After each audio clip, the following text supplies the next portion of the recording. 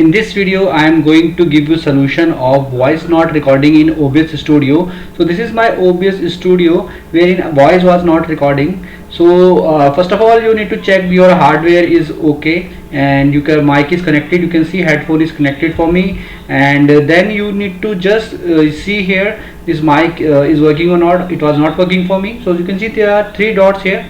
Just tap on this and click on properties, and after that you can see device option. You can just click on this, default is selected, so you can select any one of them. First one it was not working for me, I selected second one, and then just click on this and click on OK, and that's it. It was now working fine for me. You can see here now it is working fine for me, and I have selected second one. So I hope friends now you will be able to do it and this issue will get resolved for you. In case you still face any problem, you can comment below and I will definitely give you a reply. If you find this video helpful, just hit on the like button, also subscribe my channel for my upcoming videos.